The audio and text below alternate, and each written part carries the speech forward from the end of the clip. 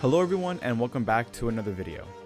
Before jumping in, I want to warn you that if you haven't seen part 1 of this playthrough, I recommend going to do that. I'll link it in the description below as there may be spoilers. After watching part 1, then come back to the video so you're all caught up.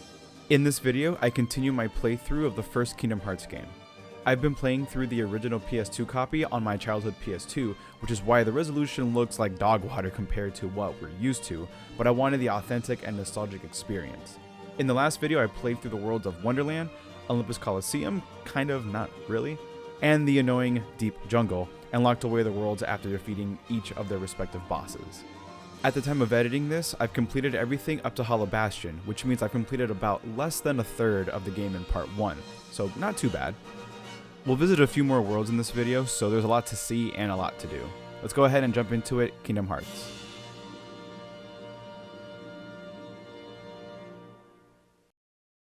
When we load into the game, we last left off in Traverse Town. We returned here from part 1 because we had some unfinished business to attend to. We talked to Yuffie in the plaza and she tells us Leon is in the underground cavern, which we have to access in the alleyway. While exploring, I walked into the mansion and got a cutscene of a Dalmatian puppy running up to the parents. This was the first time I visited the Dalmatians since I found the first chest of puppies, which is why I got the cutscene. Since I'm talking about it now, I'll remind you guys that I won't be actively searching for the puppies until post-game, so I can work on tasks that'll go towards a 100% completion run. I continue with exploring Traverse Town until I decided to head to the underground cavern that Yuffie told us about. We open the bars by using a Trinity attack and head in. He tells us how every world has a keyhole and that they lead to the heart of their world. He then says how the Heartless enter the worlds through the keyholes and mess with the cores of the worlds. Doing so causes them to disappear. Aerith ensures Sora he's the only one that can close all the keyholes. Leon says visiting other worlds would do us good, with Goofy adding that we could find Kairi and Riku, as well as King Mickey. When talking to Leon again, we ask him about a gummy block, but tells us to ask Sid about it. We then head off to find him. We make our way over to the shop to talk to Sid, and he lets us know that the gummy is a navigation gummy that he can install for us, but he needs to deliver a book first before doing that. He asks us to deliver it to an old house with a fire symbol on the door in the 3rd district. Once we deliver it, he tells us to meet him in another house in the same district. Then we hear the bell ring in the 2nd district, which we'll investigate later. When I arrived in the 3rd district, I looked around for the door first before defeating all the Heartless in the area in order to be able to unlock it and enter it. To unlock the door, you have to blast it with a Fire attack and you'll be able to enter. Once inside, I hopped across the moving floating platforms to get to the house at the other end. When I entered, a cutscene triggers and we get an illusion of Kairi. Sora calls for her, but Donald and Goofy call to him because, to them, he wasn't talking to anyone. Then Merlin, from the movie The Sword in the Stone, appears and introduces himself. He says King Mickey seeked him out for his help on this quest. He then proceeds to empty his magical bag that fills the room with furniture and books and many other things. After filling up the room, he says Mickey asked him to help us train in the art of magic. He then looks over to the carriage on the floor by the entrance, and the fairy godmother from Cinderella manifests from it and says she also was sent by Mickey to help us when we need. We speak to Merlin again and we hand him the book. Apparently the book just appeared in his bag one day and gave it to Sid to repair. I want to mention here real quick that now that I've nearly beaten the game as of editing, I've collected several pages from Anson's report after closing each world. Before Hollow Bastion, I will complete a few important quests, which are to return the reports to Merlin to see what happens with the book, and then to seal the keyhole of Olympus Coliseum, which I'll talk about in the later part of this video.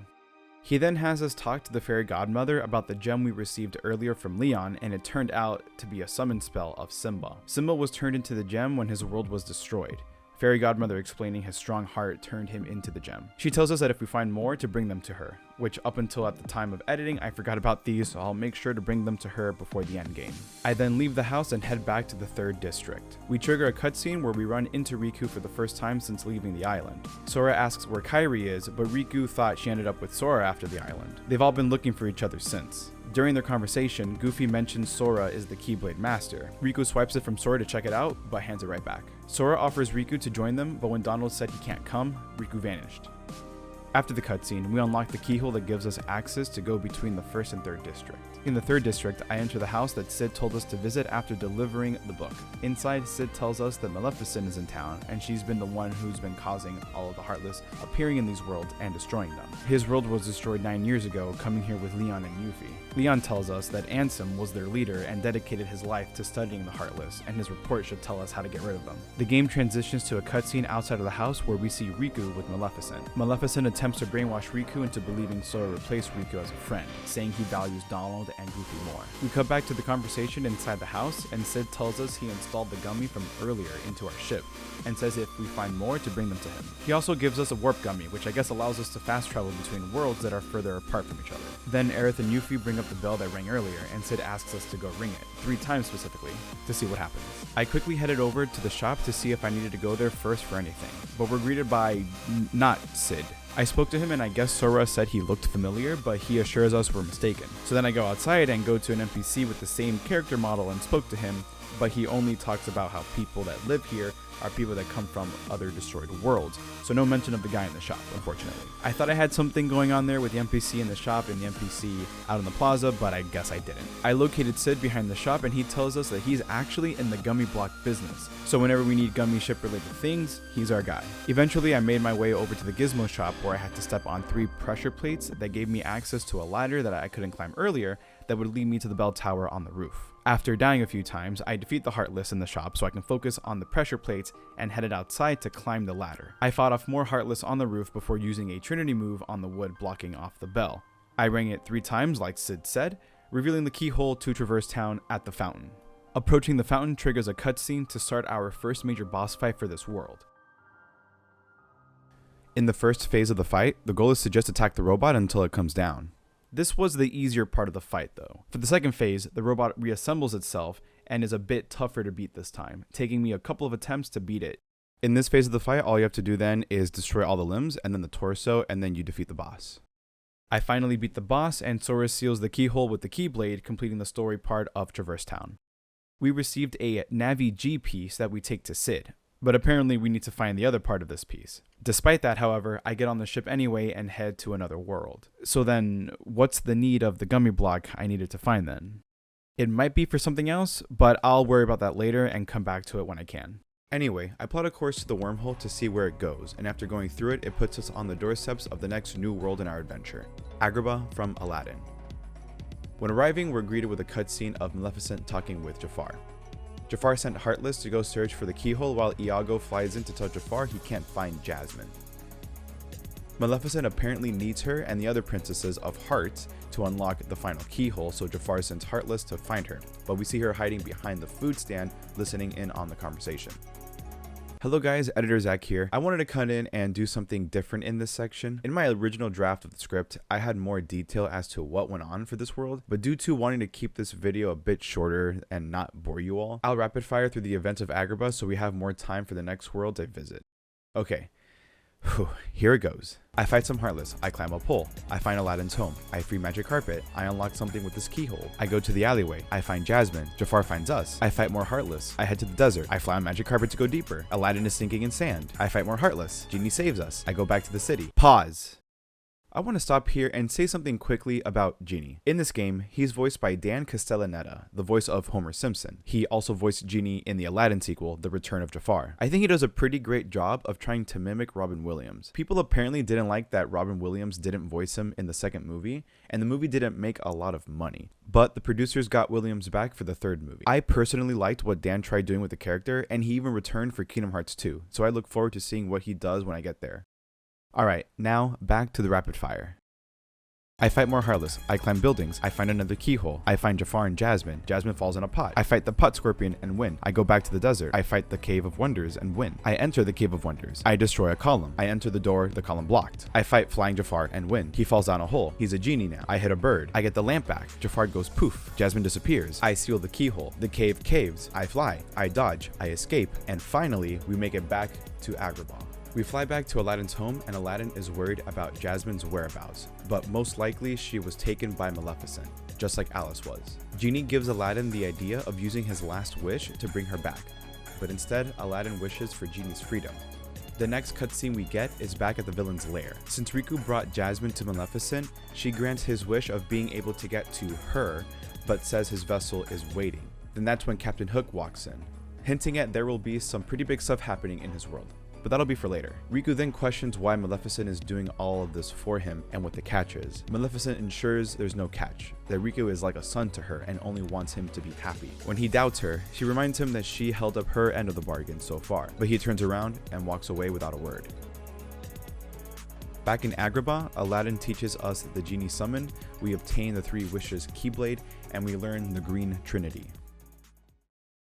Next up on our adventure, I head to a new world to the upper right side of Agrabah, but on the way there, we're intercepted by a strange creature. This strange creature turned out to be Monstro from the Pinocchio movie, and he swallows us whole. As he swallows us, a cutscene begins where we see a young Sora and Riku on their island home. Sora's telling Riku about how he heard the growl of a monster in the cave under the waterfall. Turns out it was just the wind. That's also when the duo discovered the door. Riku turns to Sora and tells him that when they grow up, they should leave the island and go on real adventures. Sora, though, wonders what they can do in the meantime for fun as they're leaving the cave. This is also when we assume Kairi arrives on the island since Riku mentions the new girl at the mayor's house. The trio wake up inside Monstro, and this is where we meet Pinocchio. Then Pinocchio just walks away, so we go after him. As we swim up towards the boat, a cutscene begins and we get Pinocchio showing his father Geppetto what looks like a gummy block that they think might help to escape from Monstro. Sora and the gang climb up to the boat and talk with Geppetto. Meanwhile, Pinocchio notices someone running off deeper into Monstro. Man, I really need to watch out what I say in this part of the game. So he follows the figure into the chamber. We run off to go look for him, and when we find him inside and try to convince him to come back with us, Riku turns out to be the figure Pinocchio saw. Sora asks if Riku has found Kairi yet, but Riku would rather have us catch him first as he takes Pinocchio if we wanted to find out.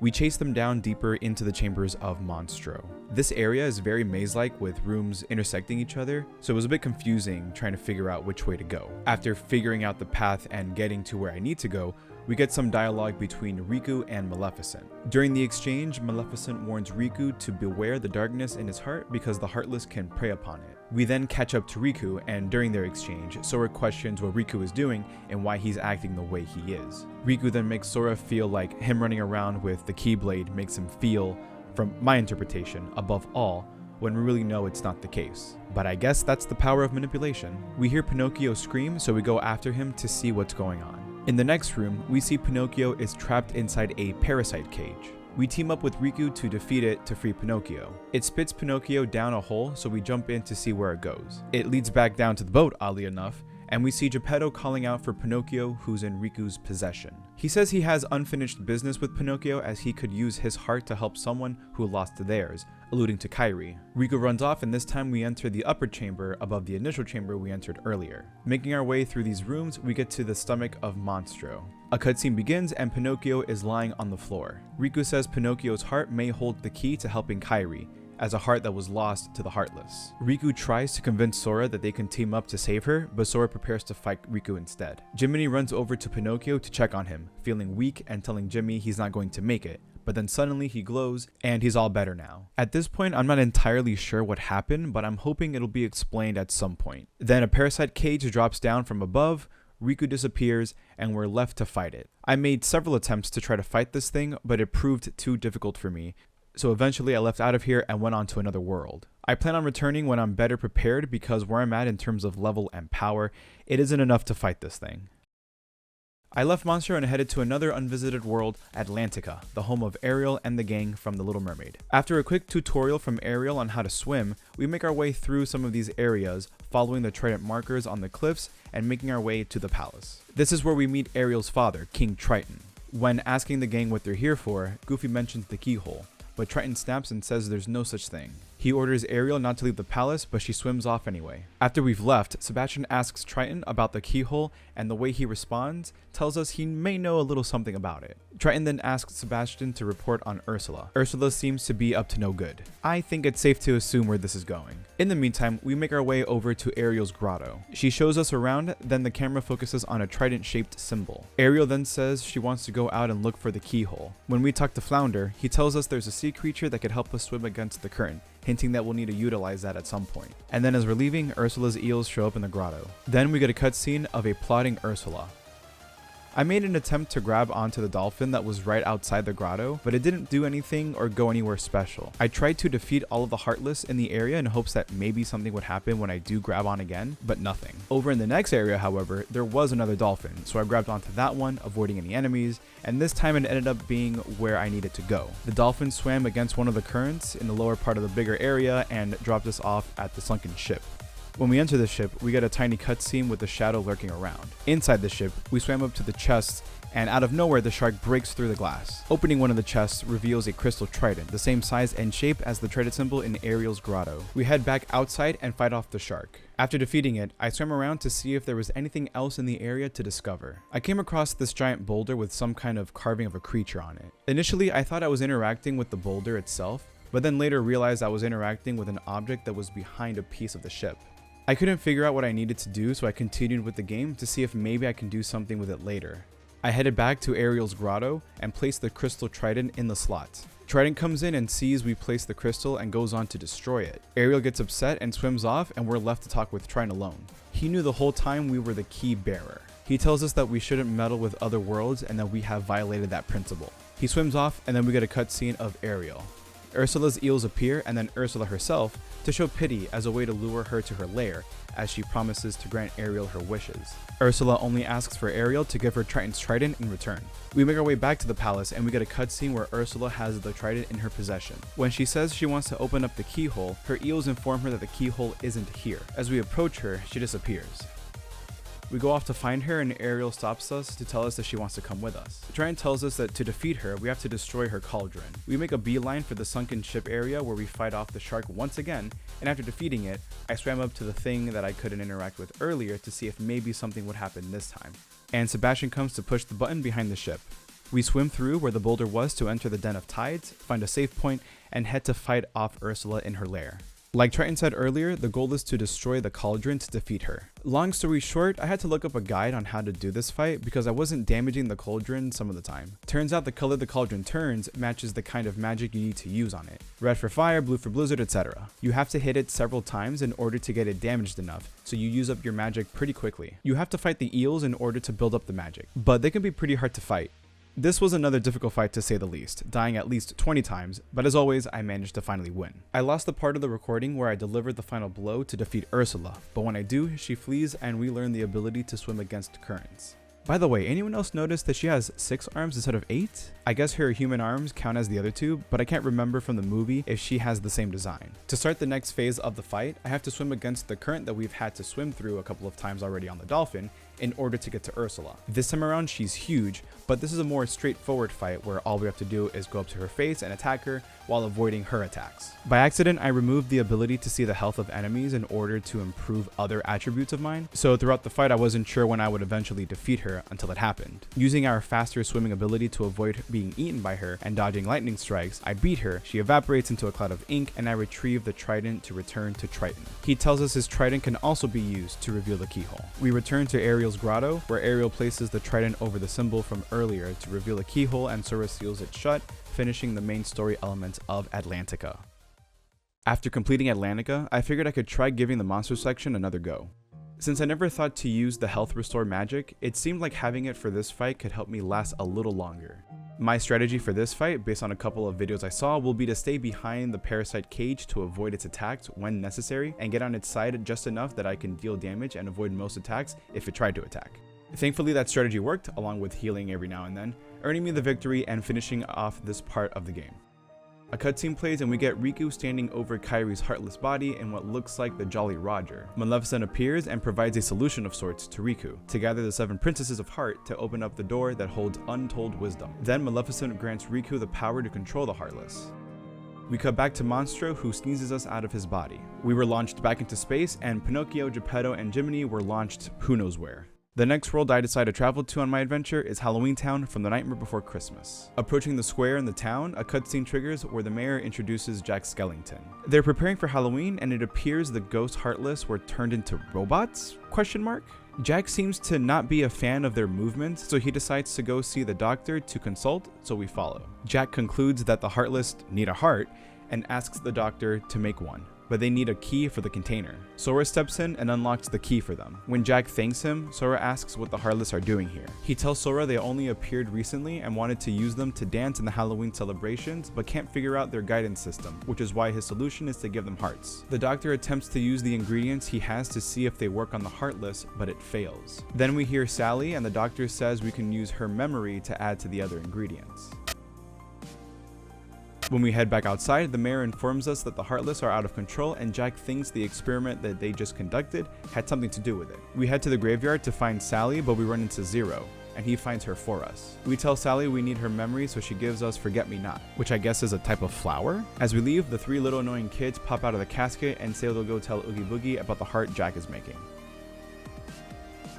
We head back to talk to the Doctor to give him the Forget-Me-Not, and he has us go search for Surprise. Meanwhile, Oogie plots to steal the heart and take control of the Heartless. We head back to the graveyard and enter the casket that the kids climbed out of earlier to find the mayor on the other side. We do this puzzle where we hit the tombstones in a certain order in order to get the chest that was inside the giant pumpkin. That was also how we got the ingredient Surprise. So we headed back to the Doctor and give it to him. The Doctor tries again with the heart, but the little kids come in and steal the heart, so we have to go after them. We head back to the graveyard again, and we get a cutscene of the kids in a tub walking over the iconic hill from the movie, seemingly heading into another part of the cemetery. This was another section of the game where I had a little bit of trouble figuring out what I needed to do in order to progress, but once again, I had to resort to YouTube and find the solution. All I really needed to do was walk up to the base of the hill and interact with it, and the curl straightens out, and I can walk across to hop over to the other side of the wall. Walking through the gate takes me to Oogie Boogie's manor. Making it to the top, we enter the house and we have to beat up these little snots, but they're surprisingly strong, so naturally I died and had to fight them again, beating them the second time.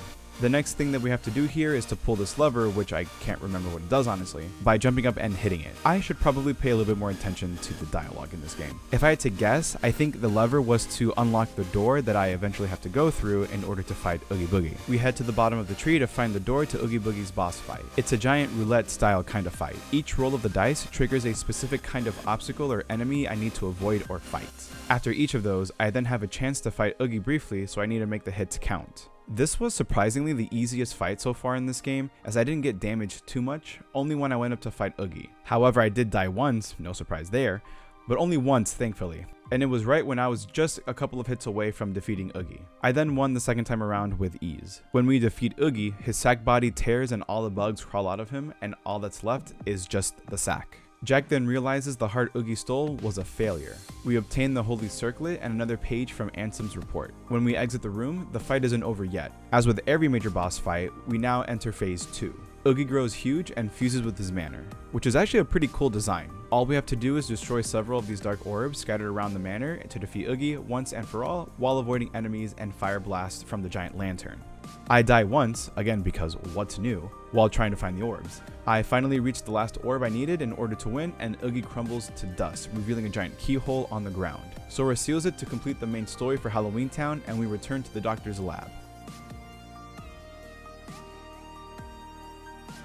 Jack decides to cancel the Heartless Halloween celebration since the Heartless are now all gone, and gives us the Pumpkinhead Keyblade as a parting gift. The next thing that I wanted to do here was revisit Olympus Coliseum to take on the tournament that I skipped out on before. When I was brushing up on what can be done in this world, I realized that there was in fact a keyhole to seal. I originally was under the impression that this was more of a bonus area and the arena was more of a training ground, but that's not the case. I entered the preliminaries to start off, and after 5 rounds, we get a cutscene of Hades and Cloud talking to each other in one of the corridors, and if I had to guess, I assume I'll have to fight him later on. After a few more rounds of fights, as I figured, we get to fight Cloud. This wasn't that hard of a fight this far into the game, but it was a tiny bit lengthy. Either way, I beat him with ease to complete part of the story for this world. Then out of nowhere, Hades releases the Cerberus to attack us and steps on Cloud. Then Hercules steps in to hold it back while we run away. When we return to the lobby, we talk to Phil again to get us into the fight to help take it out. It was another tedious fight, dodging its attacks and getting a few hits in now and then, but easy enough that it only took one try. After defeating it, we return to the lobby where Phil declares us junior heroes and we obtain the hero license. Outside, we run into Cloud. He reveals he worked with Hades because he was looking for someone Hades promised to help. Cloud tried exploiting the power of darkness, but it backfired. He says he fell into darkness and couldn't find the light. Sora encourages that he'll find it. As Cloud leaves, Sora promises a rematch next time but without dark magic. Cloud turns and sarcastically passes, and we turn to Sora smiling, kind of funny looking.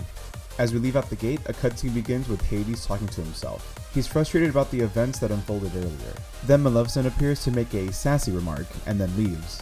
After that, we return to the Colosseum to compete in the Phil Cup, which I did so mistakenly because I didn't realize that that was the same cup that I did earlier where I fought Cloud. So instead I quit and went on to compete in the Pegasus Cup. This one was drastically more difficult than the Phil Cup. The final fight was against Yuffie and Leon, but since I had very little health and magic was hard to fill up, I couldn't heal enough to stay alive. What set me back were the large bodies and the fat bandits in the previous round. They're really annoying to fight and take forever to defeat. My strategy for next time would be to build up my magic as much as possible while losing as little health as possible, so that I can use the magic to regain health for my Yuffie and Leon fight. But when it didn't work out the next time, I decided to work on another world, then return later when I was ready. One of the only two worlds I had left to discover is Neverland from Peter Pan. We seem to have ended up on the Jolly Roger, and we get a cutscene where we run into Riku. Sora asks about Donald and Goofy, but Riku tells Sora he should be more worried about Kairi. Sora tries to run to her, but Captain Hook stops him. Sora asks Riku why he sided with the Heartless, and Riku tells him he can control them now. Sora says Riku is stupid and the Heartless could swallow his heart. Riku says his heart is too strong for that to happen. Then Riku conjures a heartless shadow of Sora, and then we fall down a trapdoor below deck. Down below, we fall right on Donald and Goof, and Sora tells them that he's finally found Kairi. Then Goofy says we should try to find her. Then Peter Pan comes out from hiding behind barrels in the same room. Then Tinkerbell appears with intel on Wendy. We team up with Peter to find the girls. We then make our way through the maze that is the inside of this ship. When we progress some, we get a cutscene where Goof asks how Peter can fly, and he tries to teach us how to do it too. Tink sprinkles her pixie dust on us, but we have no success in flying. Another cutscene plays out and we see Riku and Hook talking. They're talking about how Wendy is one of the 7 princesses Maleficent wants. Riku then suggests they should leave as soon as possible since they have what they need. Smee then informs Hook the prisoners, us, have escaped. We find Wendy and Kairi being held in a room above one of the ones that we're in, and Sora tries to call out for Kairi but doesn't react since she's in a daze from losing her heart. But then they were taken by the pirates, so Peter says we need to get up there quickly. We eventually make our way to Hook's quarters where we see Riku taking Kairi with him. Then the shadow Sora appears and we have to fight it. This next section was pretty long, so I'll keep it as short as possible. This was, by far, the hardest fight of the game up to this point. Shadow Sora hits pretty hard and does a lot of damage to us, so avoiding its attacks is key. It can also phase into the floor and pop up to attack from underneath.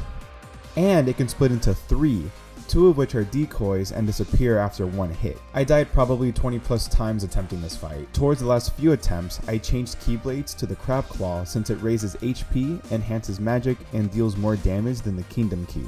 I also stocked up on potions and ethers from my inventory that I probably should have stocked up on sooner, and eventually, after several more attempts, I finally won. For now, because soon you'll see how big of an idiot I am and what a huge mistake I made. We open a trap door that leads us to a room where Wendy was, so Peter takes her and we continue to where we need to go next. Going through the other door in Hook's quarters takes us above deck where we run into Hook. Riku seemingly took Kairi with her to the ruins of Hollow Bastion where Maleficent is. Hook threatens to make us walk the plank into the mouth of TikTok, but at the last second, we get the ability to fly thanks to the pixie dust from earlier. We then get a quick tutorial on how to fly, which is very similar to swimming in Atlantica, and then the fight begins. The first part of the fight is to defeat some Heartless. After that, then the second phase begins where we have to fight Hook. When I died right here, this was where I made a big oopsie. Instead of hitting continue, I loaded my last save. Now usually that would be fine, but here's the kicker. I hadn't saved since before the fight with Shadow Sora. So guess what I had to do? That's right, you guessed it, I had to fight Shadow Sora again. The only saving grace about this though is that I got to beat him on the first attempt instead of taking several attempts like last time, thanks to the strategy that I had before.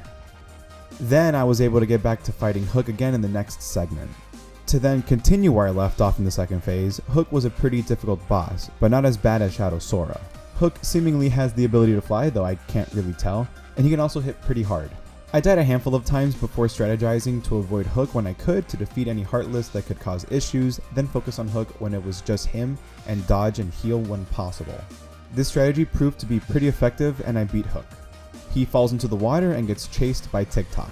In the next cutscene, Sora looks to be upset that Kairi might be lost, but he was actually just very happy and in disbelief that he flew. He can't wait to tell her all about what happened there and his other adventures when he finally gets to see her again. Tink flies in and tells Peter that there's something going on with the clock tower in London. We get there and Wendy is there, and talking to her, she tells us that something was off about the clock. One of the hands on one side was the wrong time, so when we hit it a few times and correct the time, it begins to glow and the Keyblade is revealed. Sora steals it and we complete the story for Neverland. We get a quick flashback cutscene, this one continuing where we left off from the last one. Young Riku stops as we're leaving the cave and looks back at the door with the key. That's it, that's all there was. I just wish there was a little bit more to that cutscene than what we got. But then we cut back to Riku of now, where he appears to be in Hollow Bastion with Maleficent. In their exchange, Maleficent warns him about relying on his powers or his heart could be lost. She tells him a brief story of a castaway that followed the princess from his world here through sheer force of will and says no harm will come of Riku. I'm pretty sure she was referencing me, probably, but I'm still too unfamiliar with this game and the story to make connections like this, so I'm sure I'll find out what she meant. That or I just do my own research and find out for my own. Then Maleficent tells Riku he, I assume it's me, is no match for Riku and she unlocks Riku's full potential. We cut back to us and Peter gives us the summon spell for Tinkerbell and we obtain the Fairy Harp Keyblade. The final thing that I wanted to do before ending off this part of my playthrough was to revisit Olympus Coliseum and take on the Yuffie and Leon fight again. It was far easier this time around, especially since the Crab Claw made it so. I made my way through the Pegasus Cup and I was able to beat them first try. Then I tried my hand at the Hercules Cup, which wasn't really all that bad. It wasn't until I reached Cloud at the very end where I actually struggled. I played the same strategy as before, where I saved up all of my magic and health to fight him since I figured it wasn't going to be easy, but I need to strategize more since I obviously didn't win. This is where I decided to call it a day and prepare for the end game. I still have one other world that I need to unlock apparently, which is the 100 Acre Woods from Winnie the Pooh. I also want to make sure I can beat Olympus Coliseum before taking on Hollow Bastion. I'm so close to finishing this game and I've been having a lot of fun with it. And remember that I'll be giving my thoughts of the game overall at the end of the final video, so be on the lookout for when I upload it. And finally, I want to thank you guys for watching today's video. I made a lot of progress in this video surprisingly, and I visited more worlds than I did in part 1.